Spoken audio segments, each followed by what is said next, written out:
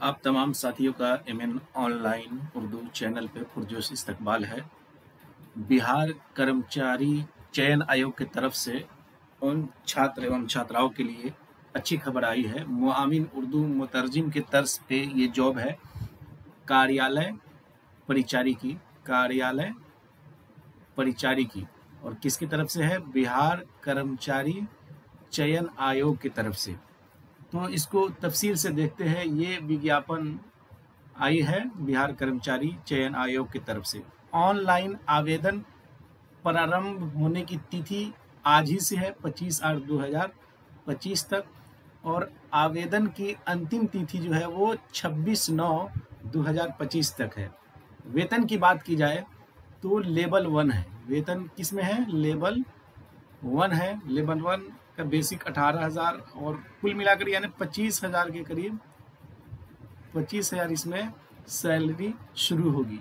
Education qualification की बात की जाए तो इसमें 10वीं मैट्रिक या समकक्ष यानी फौकानिया अगर कोई पास है तो वो भी इसमें फॉर्म भर सकता है। फौकानिया वाले भी इसमें फॉर्म डाल सकते हैं। उसके बाद कोटिवार विरनी दिया गया है इसमें, उसको देखते हैं कि कितने पद है इसमें। तो देखें इसमें एक चीज़, ये 35% इसमें जो है आरक्षण जो है वो महिला के लिए है। महिला के लिए कितना है? 35% आरक्षण इसमें महिला के लिए रखा गया है। उसके बाद इसमें अनारक्षित और सभी जातियों के लिए कितने कितने हैं वो पूरा डिटेल इसमें दिया गया है। आप एक मर्तबा अच्छे से इसे देख लें। कुल पद की बात की जाए तो कितने वैकेंसी है इसमें, तो कुल पद जो है यहाँ पे लास्ट में देगा इसका।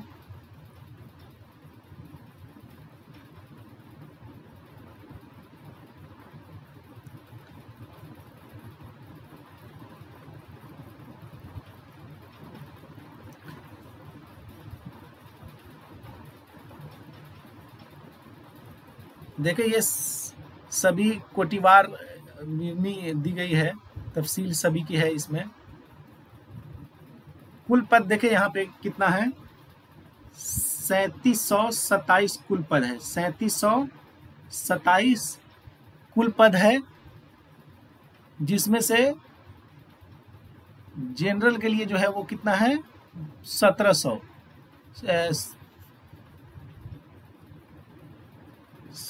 कुल पदों की संख्या 1700 और 3727 कुल पद इसमें दिए गए हैं, जिसमें से 35% जो है वो महिला के लिए है। यानी 100 में से 35 सीट जो है वो महिला कैंडिडेट को चली जाएगी।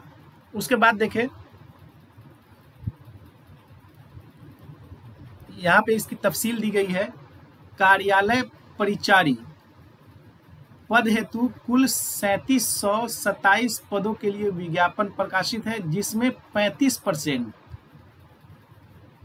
आरक्षण के तहत महिलाओं हेतु कुल 1216 पद जो है। 3700 में से 1216 पद किसको? महिला के लिए है। महिला के लिए कितना है? 1216 पद। उसके बाद देखिए राज्य के मूल निवासी बेंचमार्क दिव्यांग जन मात्र को ही आरक्षण अनुमान है। यानी जो राज्य के दिव्यांग है, माजूर लोग हैं, उसको आरक्षण का लाभ दिया जाएगा। मूल निवासी महिला अभ्यर्थी को ही 35% जो है आरक्षण मिलेगा। जो बिहार की महिला है सिर्फ उसे ही आरक्षण मिलेगा। उसके बाद देखिए न्यूनतम शैक्षणिक योग्यता, जैसे कि ऊपर भी बताया गया कि मैट्रिक है। उम्र सीमा की बात की जाए तो उसमें 18 वर्ष है। सभी कोटियों के लिए न्यूनतम कम से कम कितना है? 18 वर्ष को लिए वर्ष तक है। और अधिकतम की बात की जाए तो जो जनरल है पुरुष उसका 37 वर्ष और पिछड़ा वर्ग एवं अत्यंत पिछड़ा वर्ग पुरुष एवं महिला का 40 साल चाहिए। अनारक्षित महिला के लिए 40 साल और इसी तरह से अनुसूचित जाति एवं अनुसूचित जनजाति पुरुष एवं महिला का 2 वर्ष ज़्यादा है 42 साल के लिए। और सभी कोटि के दिव्यांग अभ्यर्थियों के लिए, अगर कोई माजूर है तो उसके लिए 10 वर्ष की छूट है, यानी 40 और 10 50 साल की उम्र के भी होंगे तो वो इसमें आवेदन कर सकते हैं। उसके बाद शैक्षणिक योग्यता की बात की जा रही है कि आयोग द्वारा मैट्रिकुलेशन या समतुल्य प्रमाण पत्र में अंकित उम्मीदवार की जन्म तिथि मान की जाएगी, यानी आपके मैट्रिक और फौकानिया में जो डेट ऑफ बर्थ है उसी का एतबार किया जाएगा। उसके बाद देखें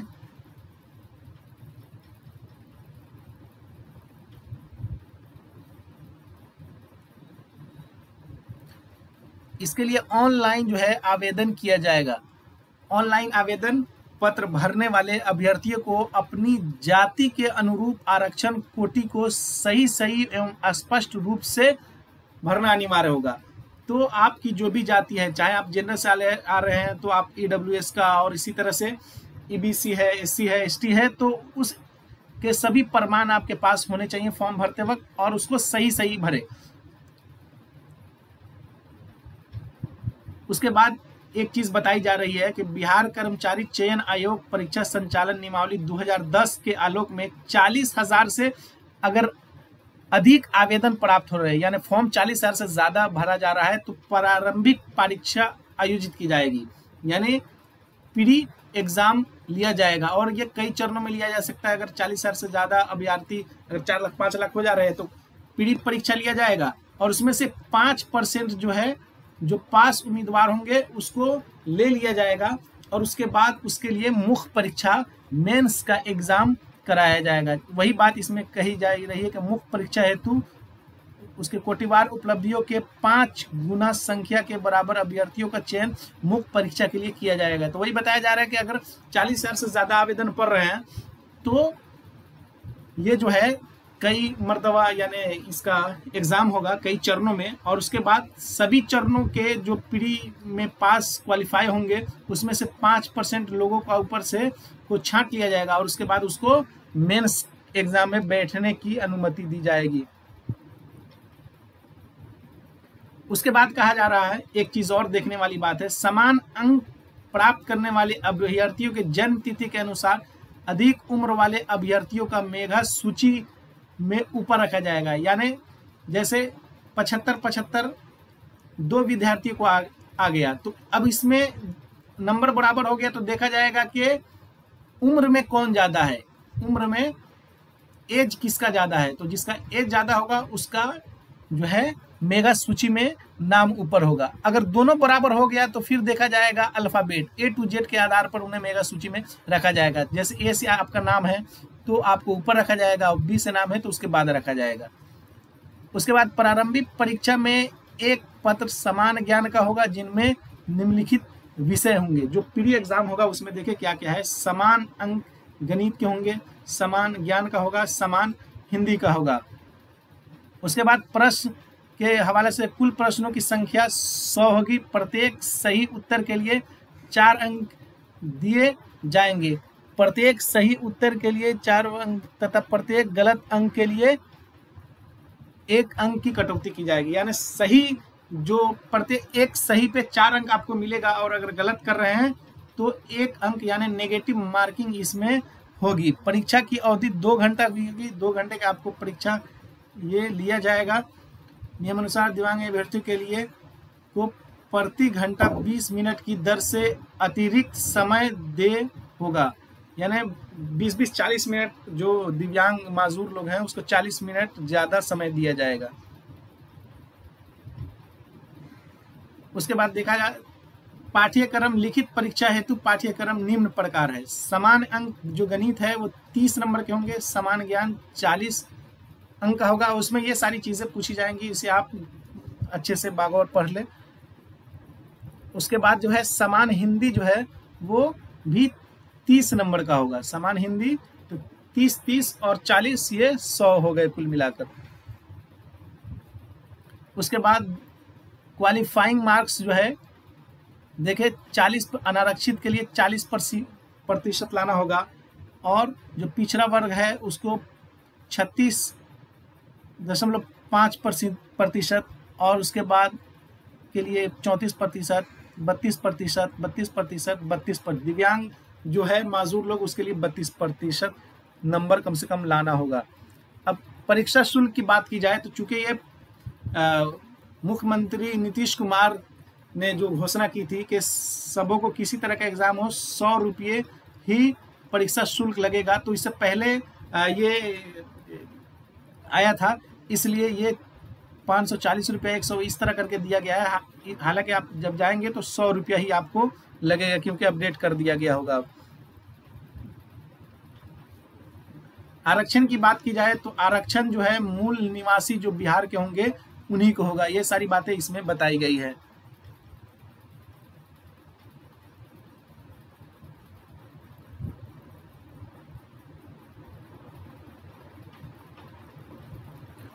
उसके बाद देखिए अस्थायी दिव्यांग प्रमाण पत्र में निर्धारित अवधि की, तो जो लोग अभी तक अपना जाति प्रमाण पत्र आवासीय नहीं बनाए हैं वो लोग बना लें और उसके बाद फॉर्म अप्लाई करें।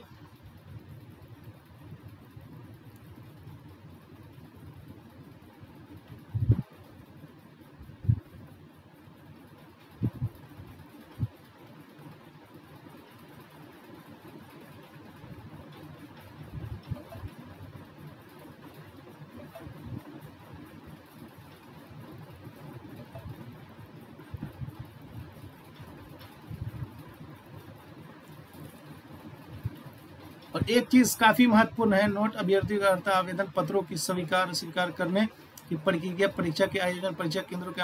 अब ये देख ले, ऑनलाइन आवेदन पत्र भरने की संबंधित तिथि क्या है, 25/8/2025 से ये शुरू हो रहा है। परीक्षा शुल्क जमा करने की अंतिम तिथि जो है वो 24/9 यानी 24 सितंबर 2025 है। ऑनलाइन आवेदन भरने की अंतिम तिथि जो है वो 26/9/2025 है।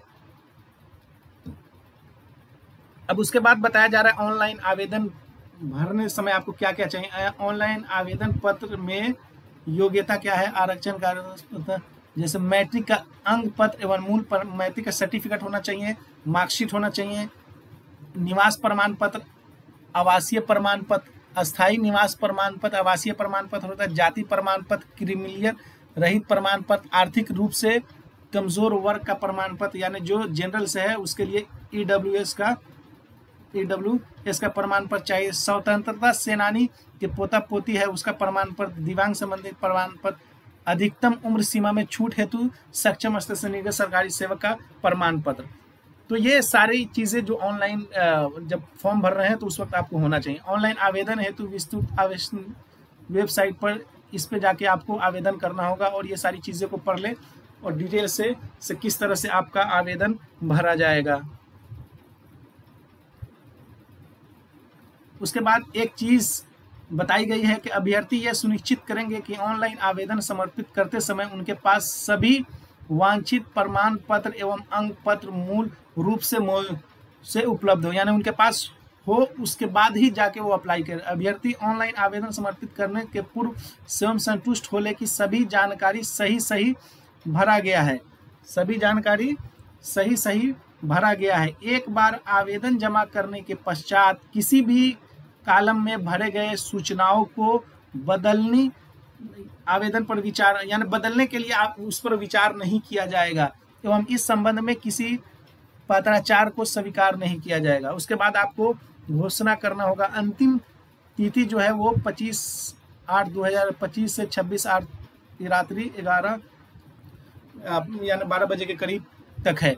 इसलिए जो छात्र एवं छात्राएं मैट्रिक किए हुए हैं या जो मुआविन उर्दू मुतरजिम की बहाली का वेट कर रहे थे, चाहिए कि इसमें अपनी किस्मत आजमाए और मेहनत करें, क्योंकि मेहनत करने वालों की कभी हार नहीं होती है। और मेहनत करें और आप अपनी एक सीट पक्की कर लें। और जो लोग इस वीडियो को देख रहे हैं, चाहिए कि अपने उन भाइयों तक पहुंचाए जो मैट्रिक या फौकानिया कर रखे हैं, ताकि जो जॉब की तलाश में है उनके लिए कुछ बेहतर हो सके। मिलते हैं फिर एक नई वीडियो नई जानकारी के साथ, जब तक के लिए अल्लाह हाफिज़।